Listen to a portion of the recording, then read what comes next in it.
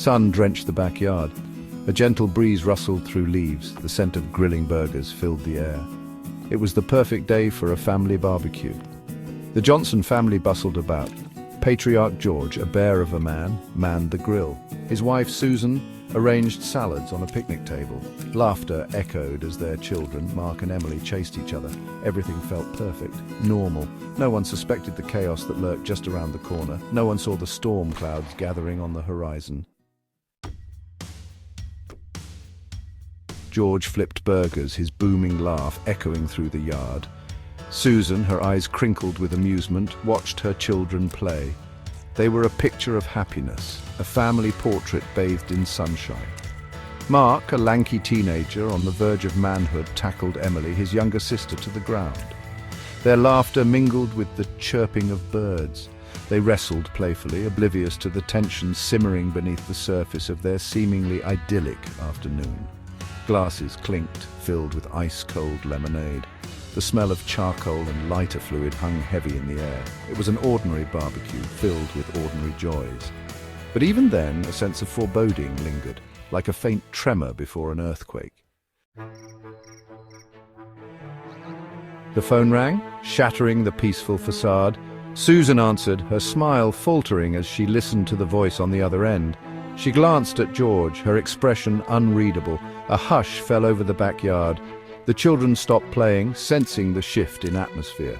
George lowered the grill lid, his brow furrowed with concern. The laughter died down, replaced by a heavy silence. Susan hung up, her face pale.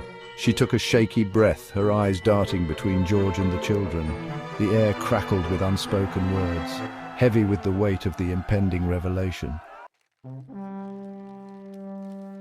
"Who was that, honey?" George asked, his voice laced with concern. Susan hesitated, her gaze fixed on a point somewhere beyond the fence. "It was the hospital," she finally stammered, her voice barely a whisper.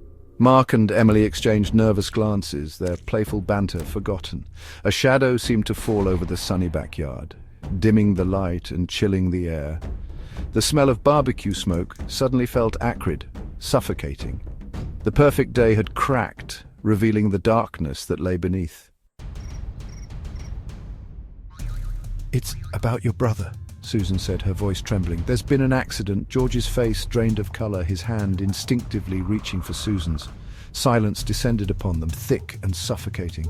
Mark and Emily stared at their parents, their faces etched with confusion and a growing sense of dread. The world seemed to hold its breath, waiting for the other shoe to drop. He's gone!" Susan choked out, tears welling up in her eyes. The impact of her words hit the family like a physical blow. George stumbled back as if struck, his face contorted in disbelief and pain. Section 6. Shattered plates, broken hearts. A plate clattered to the ground, forgotten in the wake of the devastating news. The smell of burning meat filled the air, a stark contrast to the icy grip of grief that settled over the backyard. Mark's face crumpled, tears streaming down his cheeks. Emily stood frozen, her eyes wide with shock. The image of their happy family playing together just moments ago felt like a cruel joke.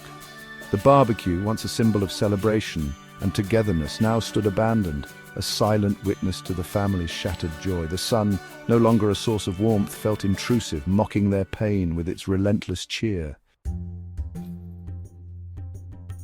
Section 7. Picking up the pieces. Days blurred into weeks. The initial shock gave way to a dull ache of grief. The family moved through their days in a daze, their laughter silenced, their smiles strained. The backyard, once a haven of joy, now stood deserted, a constant reminder of their loss. Susan, her eyes red-rimmed, clung to George, seeking solace in his embrace. Mark, lost in his own world of grief, pushed everyone away, his anger a shield against the pain. Emily, too young to fully comprehend the finality of death, sought comfort in memories, her small hand clutching a framed photograph of her uncle. The family, once a united front, now seemed fractured, adrift in a sea of sorrow. Section 8. Scars of Betrayal. The funeral came and went, a somber affair shrouded in grief and unanswered questions. Whispers followed, casting shadows of doubt on the circumstances surrounding the accident. George, haunted by the loss of his brother and fueled by suspicion, delved into the past, uncovering secrets that had been buried for years. Secrets that pointed to a betrayal far more profound than anyone could have imagined. The truth, when it finally emerged, was like a shard of glass, sharp and piercing, tearing through the fragile fabric of their family. The betrayal cut deep, leaving behind scars that might never fully heal. Section 9, A Glimmer of Hope.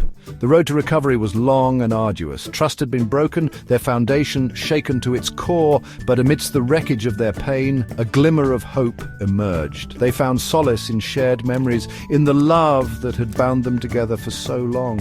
Slowly, tentatively, they began to rebuild their lives, brick by broken brick. The betrayal had left its mark, a permanent reminder of the fragility of life and the complexities of human relationships.